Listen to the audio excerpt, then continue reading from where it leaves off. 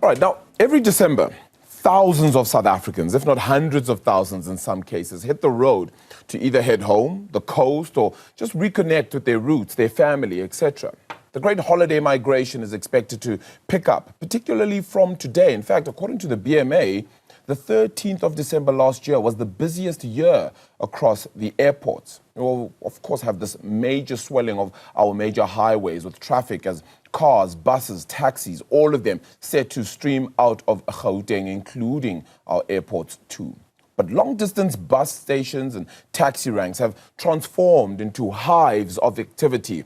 And right in the middle of all of it is Newzroom Afrika's Veronica Magwadi, who's tracking the pulse of the nation's festive getaway. And Veronica's not alone, in fact. Ziniko Mhlaba is joining us here in studio. So too Zola, Sholwana. You all are set to travel and crisscross the country in many ways. I'm a bit jealous now. But this is absolutely going to be fascinating because this is really going to track the human story, where South Africans are traveling to. Maybe if we start out with Veronica, who's standing outside Park Station instead of a air-conditioned office here, Veronica. Let's talk about why you're at Park Station. How busy is it right now? Well, good morning, Arabile. You know, of course, that where I am is really the beating heart of Johannesburg's transport hub, and that's Park Station, where we know when it comes to long-distance travel, it's an operation, it's an environment. In fact, it's an ecosystem of its own, where we see thousands of travelers carrying their luggages. And we know, of course, that when it comes to the festive season, specifically here in Gauteng, we know that this would be essentially the start of the first phase that I like to call the Gauteng festive season exodus, starting around early around the 13th of December. We know that the travel once again picks up around the 16th of December, and come the 25th of December, Gauteng is ultimately a ghost town. While the travel and the peak within Park Station, we've seen about 200,000 people per day using this transport hub to get to beaches, to get to the coast, to get to villages, to get to family and friends. But really what will be interesting today is that we're going to go inside the heart of the operation. And this is when it comes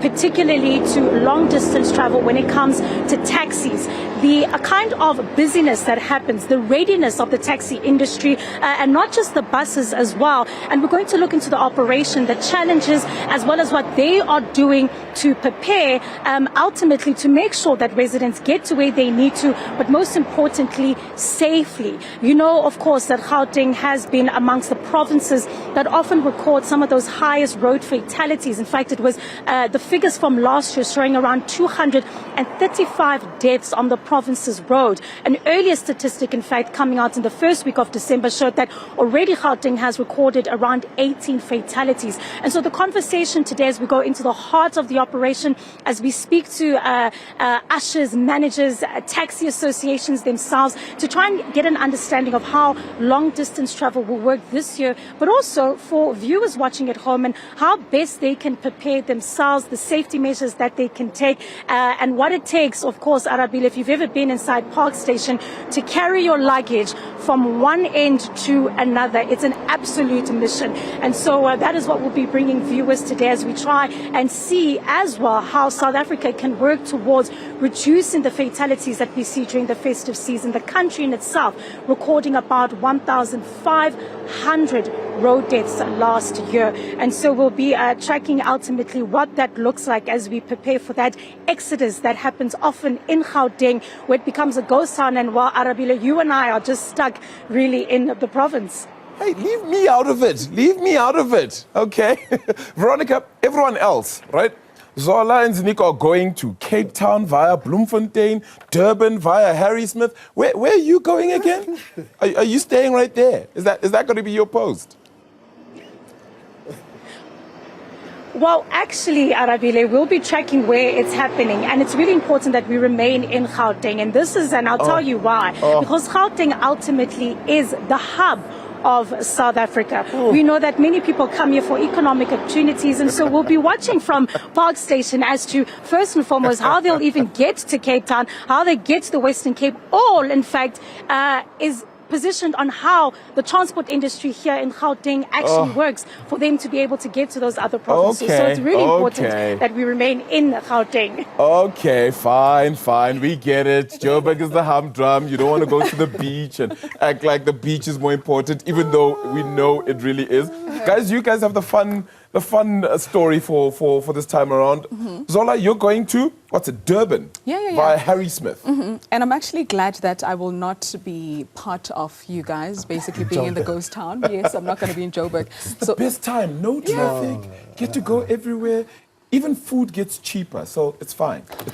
Anyway. Arabile, the festive season is not about that. It's about movement. It's about where are you going, who are you traveling with, and how's the journey, and all of that. And Ziniko and I will get to, experience all of that. I'm going to Durban, but obviously I'll be going through Harry Smith, Eshowe, and Gandla before getting to Durban. Okay. So we're looking forward to the fun, just getting to speak to ordinary citizens that are traveling, people that will talk to us about their journey, and most importantly, reflect on the year that was. Ziniko and I actually spoke about this earlier. He said to me, Zola, there are some people that, we always, expect that the festive season is going to be fun, but there are people that really cannot, they can't reflect on the year that was because of what the year came with, the challenges, unemployment.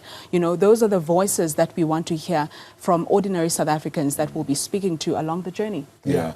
Ziniko, you're going to finish the petrol card for the company, right? Like your car is going to be traveling the furthest. It's a must. Actually, you're going to finish all the petrol. I think the company owes me this trip. Because you were in Stilfontein for how long? I spent the entire festive season last year in Stilfontein, in the mines there. Oh my goodness. The Christmas, I was by the halls, by the shaft 3, shaft 11. Oh my God. At least now, I'm going to really have some fun. So, but my trip basically, as my colleagues already said, is basically taking this path from Cape Town, but we'll be driving.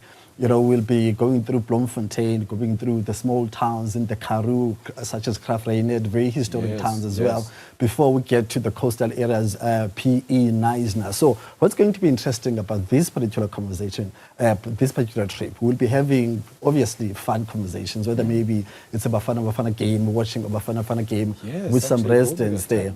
But also, if we were talking about people who are just going to PE from Graaff-Reinet, how they go about fun, how they go about having fun, how do they prepare. But on some serious note, we know that, remember, between Bloemfontein all the way to Cape Town to PE, it's a logistical route because we've got these trucks that are going to the harbors. So you will see a lot of accidents. You will see a lot of trucks, in collision with small cars. So we'll be having those roadside conversations as well with the truck drivers themselves, but also with people who are just taking a trip, or solo trips, maybe using a public minibus taxi.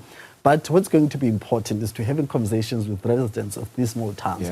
These are the people who don't necessarily get, attention from us, maybe because they're far from us. But if you look at places such as Knysna, those are the people who are not in the spotlight in most cases, but these are the people, when you think about the garden route, you think about fun, you think about rich people. So you're going to the garden route as well? Obviously, my friend. How do I get to Cape Town? This is unfair. No, but I think we need to speak to the bosses. Which camera goes to my boss directly? I want to go to the garden. But it's necessary. It's necessary because, as I said, it's payback time. The company owes me. I need to emphasize that. But going back to my point, if you think about Knysna, you think about tourism.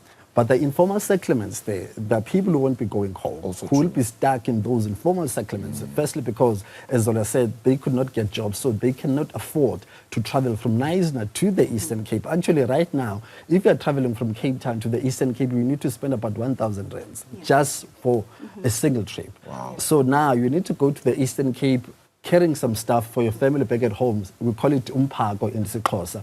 But also you're going to a village that has no one who's working. So they're expecting you to bring some Christmas clothes. So are you bringing me the seawater? Because they bring the seawater through a Yeah. bottle. Don't tell me believe that.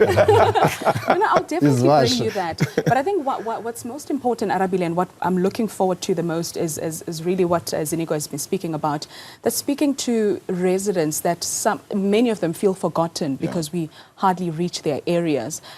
We know that KZN has been the hardest hit when it comes to floods. We want to speak to people that are still recovering from floods. For some people, Christmas is not going to be the same because they are homeless. For some, they have lost their loved ones. So we also want to get those voices along the way.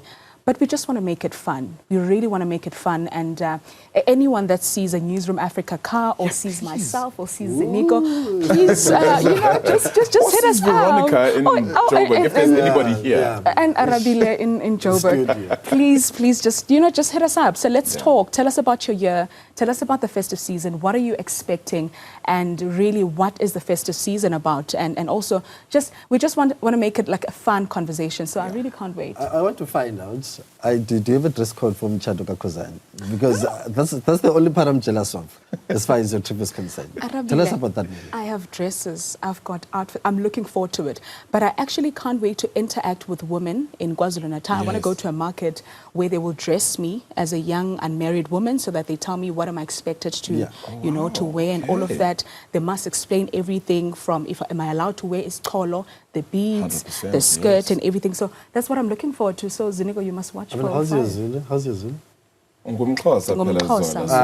You must switch in there. You must half and half, right? But it's going to be an exciting Half and half. Guys, I really look forward to this. I can't wait. I'll be here. So we'll definitely be a part of all these keen journeys that you'll be having across the festive season. Please, as we said again, if you're seeing these microphones, if you're seeing our reporters anywhere across the country, do engage with them, do interact. They'd love to get to know your story. It really encapsulates the channel's themes. It's our views. We're making it us. We're part of you. So our news, but also our views. We want you to be a part of all of that. So do join those conversations as the festive season gets into high gear. Iman? And in my days outside the Madanga Commission or anything to go by, Arabile, the community goodwill is peak, as the kids say.